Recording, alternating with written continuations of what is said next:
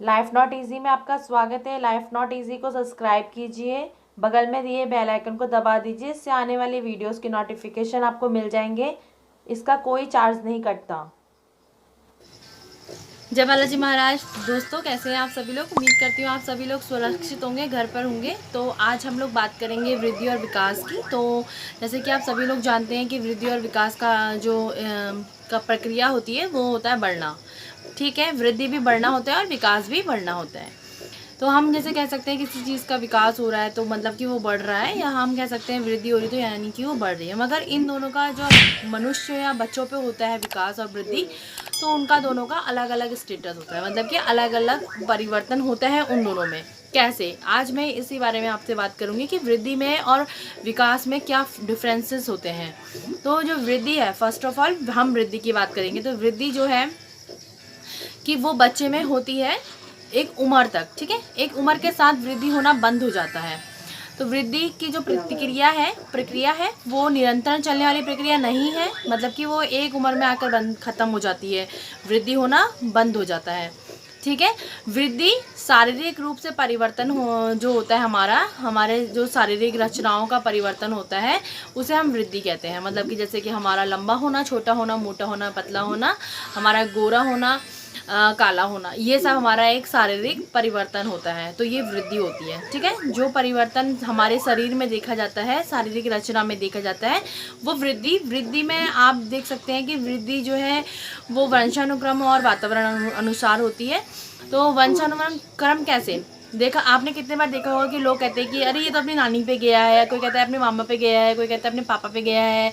तो ये होता है वंशानुक्रम, मतलब कि जो बच्चा होता है वो अपने माता पिता, अपने परिवारजनों के से मिलता जुलता हो सकता है। उसकी जो शारीरिक रचना है, लंबाई में कहते हैं अरे लंबाई में तो अपने मामा पे गया है, तो वो हो सकता है लंबा हो तो उसके मामा पे गया हो, या छोटा हो तो हो सकता है वो उसके चाचा पे गया हो। मतलब जो हाइट या वगैरह कुछ भी होता है, जो इंसान की शारीरिक रचनाएं होती हैं, वो कहीं ना कहीं उसके वंशों से प्राप्त होती है, मतलब कि उसके पूर्वजनों से, उसके माता पिता से, उसके दादा दादी लोगों से, नाना नानी लोगों से प्राप्त होती है।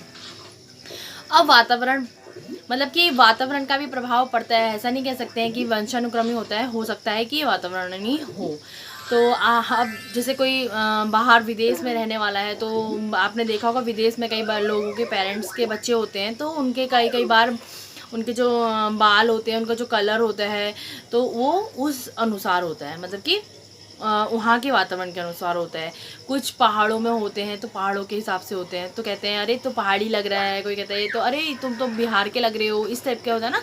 कभी कोई लेडीज़ होती हैं, वो होती है कुमाऊँ की, मगर वो अचानक से कभी आप देखोगे तो ऐसा लगेगा अरे तो पंजाबी लग रही होती हैं। तो ये सब होता है वातावरण के अनुसार, और दूसरा होता है आपके वंशानुक्रम। ठीक है, तो वृद्धि का जो है वो वंशानुक्रम और वातावरण अनुसार हो सकता है, और उसमें माता पिता का कहीं पे भी कोई भागीदार नहीं होता। मतलब कि एक माता पिता नहीं कर सकते अपने बच्चे को लंबा या अपने बच्चे को छोटा, एक माता पिता अपने बच्चे को मोटा और पतला भी नहीं कर सकते।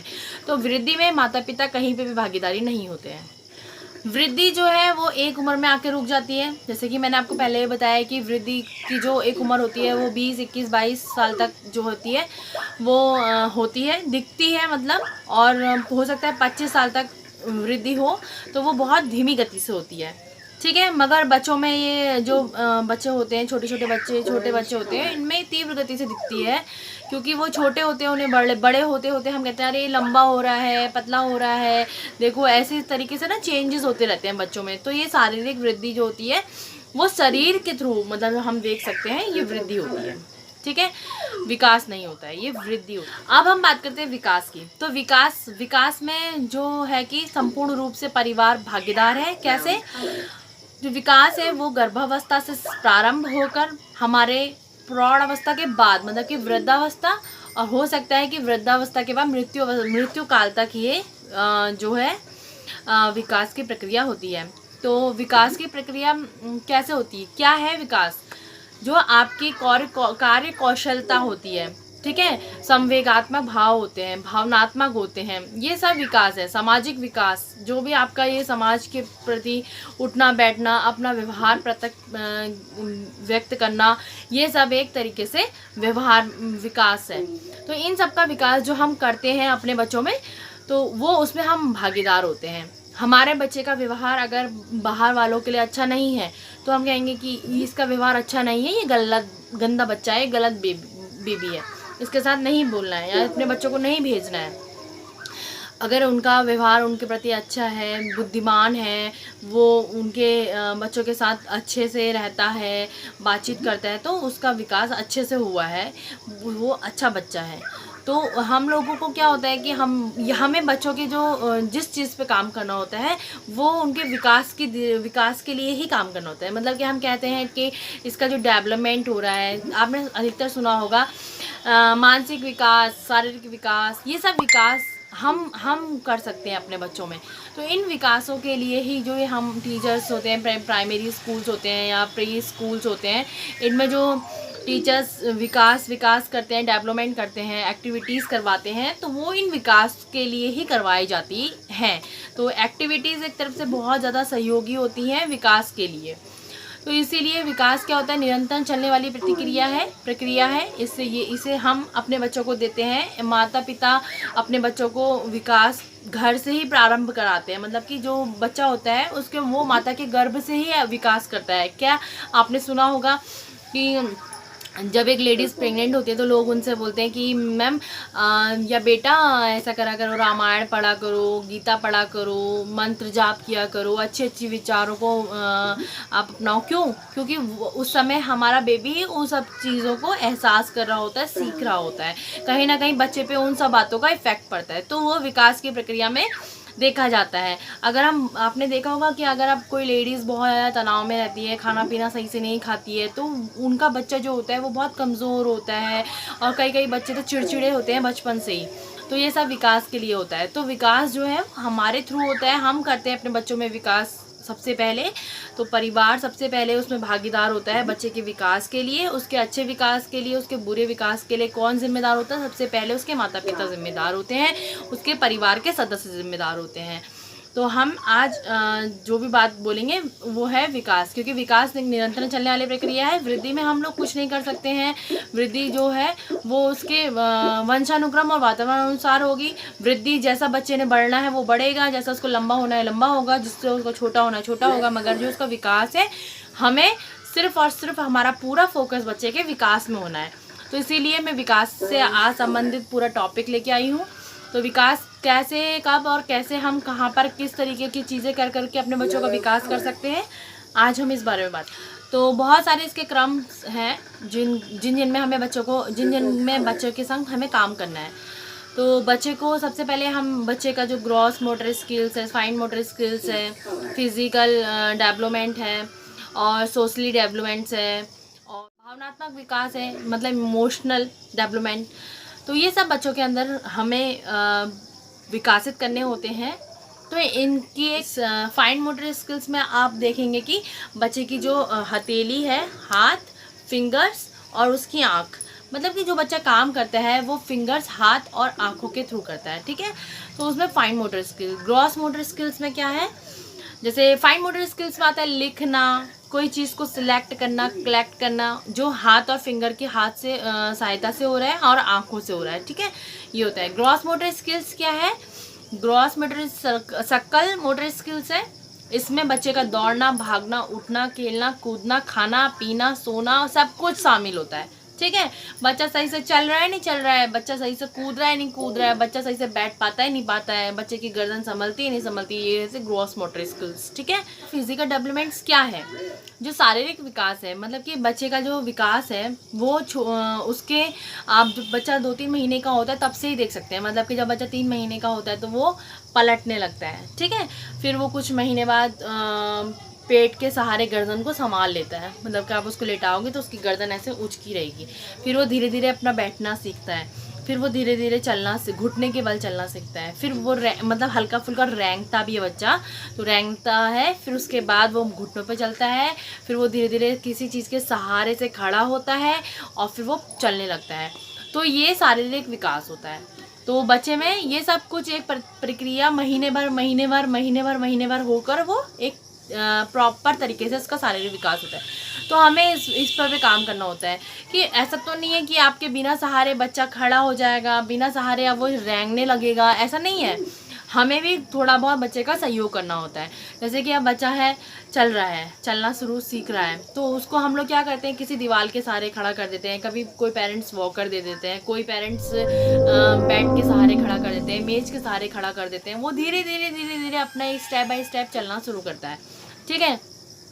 तो शारीरिक विकास में भी बहुत सारी ऐसी प्रक्रियाएं होती हैं जो 2 साल से लेकर 5-6 साल तक के बच्चों को हम एक्टिविटीज़ के थ्रू करवा सकते हैं।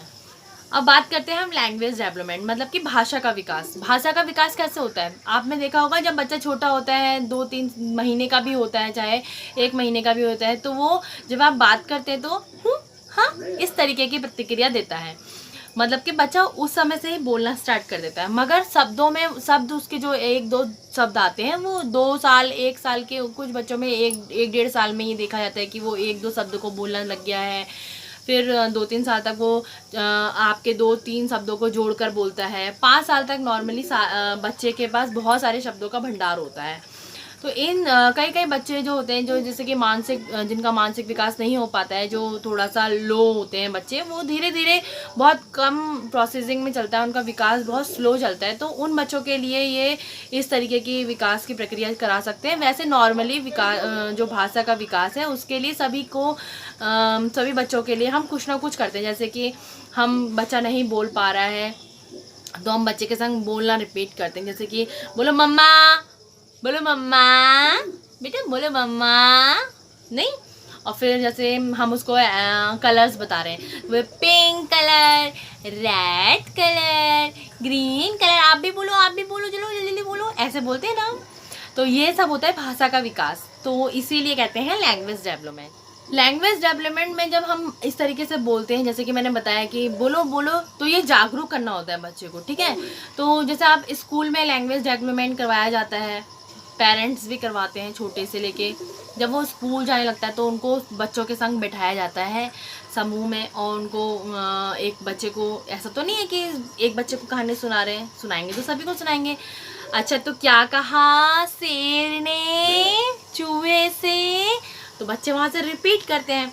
तो उनका जो बच्चे स्लो होते हैं, जो धीरे बोलते हैं या जो कम बोलते हैं, तो वो जब और बच्चों को भी देखते हैं कि अरे ये तो जवाब दे रहे हैं, अरे ये तो ये ऐसा बोल रहे हैं, तो वो भी उनके साथ करने की कोशिश करते हैं, तो वो जागरूक होते हैं। तो स्कूलों में इस तरीके के बच्चों के संग कार्यक्रम रखे जाते हैं, एक्टिविटीज़ कराई जाती हैं। तो आप चाहे तो उनको घर पे भी कर सकते हैं अपने बच्चों के साथ। ऐसा नहीं है कि वो चीज़ स्कूल में कराई जाती है, घर पे भी कर सकते हैं आप, और बच्चों को बहुत एक्टिव बना सकते हैं अपने। अब हम बात करेंगे सामाजिक विकास की। सामाजिक विकास क्या है? ये नहीं है सामाजिक विकास कि बच्चा जा रहा है पड़ोस में बैठ के उनके घर जा रहा है, खाकर आ जा रहा है, खेल के आ जा रहा है, बस ये सामाजिक विकास बिल्कुल भी नहीं है। सामाजिक विकास का मतलब होता है कि आपका बच्चा समाज के साथ अपना सामंजस्य बना पा रहा है या नहीं। मतलब कहने का मतलब, जब बच्चा घर में होता है, ठीक है, पारिवारिक वातावरण में होता है, तो जैसे मम्मी पापा हैं, दादा दादी हैं, कुछ भी लाए खाने पीने का, तो वो बच्चे को देंगे, ठीक है। किसको देंगे? ऑब्वियसली आपके घर में एक बेबी है तो आपके उस बच्चे को मिलेगा। तो बाहर जब वो समाज में जाता है, जब अपने दोस्तों के साथ खेलेगा या अपने दोस्त बनाएगा, तो उस समय क्या होगा कि हो सकता है कि किसी बच्चे के पास कार है, किसी के पास साइकिल है, किसी के पास हेलीकॉप्टर है, हो सकता है किसी के पास खाने की चीज़ हो।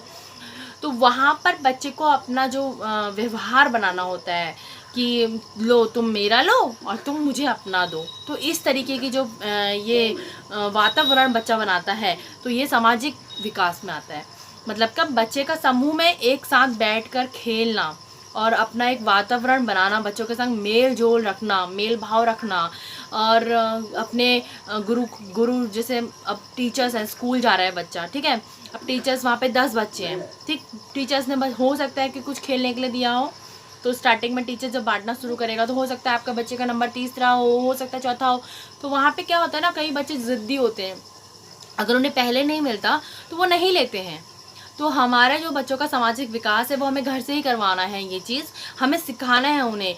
तो हमें कभी कभी क्या होता है, हम जैसे कुछ बांट रहे हैं तो हम अपने बड़ों को पहले दे देंगे, मम्मी आप ले लो, हाँ अरे आप चलो जाओ दादी को दे दो, चलो जाओ मम्मी को दो, चलो पापा को दो, इसमें से अब दादी कोई पैकेट लाई है तो हम बोलेंगे, फाड़ेंगे, बोलेंगे जाओ जाओ पापा को भी दे दो, जाओ मम्मा को दो, जाओ दादाजी को दो, बुआ को दे दो। तो उससे क्या होता है, ये हम सामाजिक में उसको समाज के लिए तैयार कर रहे हैं, सामाजिक विकास कर रहे हैं हम उसका। तो इस तरीके की जो विकासित प्रक्रियाएं हैं वो हम घर से ही प्रारंभ करते हैं। अब बात करते हैं भावनात्मक मतलब विकास की, इमोशनल डेवलपमेंट। अब इसमें क्या होता है कि जैसे कि मैंने बताया कि हो सकता है स्कूल में या फिर बाहर उसके कोई फ्रेंड्स उसका दिल दुखा दे।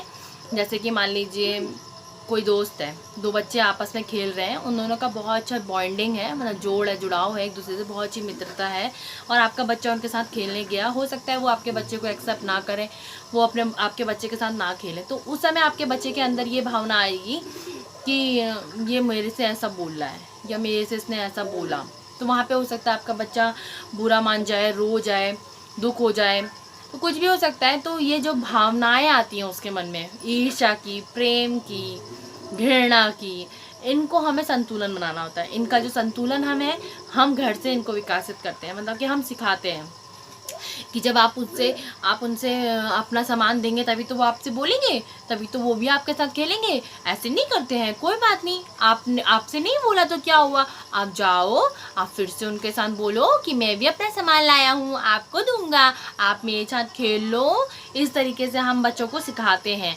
तो उसमें हम क्या होता है कि ये होता है भावनात्मक विकास। हम बच्चे को तैयार करते हैं एक अच्छे से व्यक्तित्व के लिए। आप घर से ही समझाएं कि अगर आपका दोस्त आपसे लड़ रहा है, आपसे कुछ कह रहा है, तो आप ऐसे नहीं रोना, आपको बोलना है कि नहीं नहीं ऐसी बात नहीं है, आप ऐसा मत कहो, मैं आपको दूंगा, हम मिलके खाएंगे, इस तरीके की। तो प्रेम से रहना सिखाइए, यही है भावनात्मक विकास।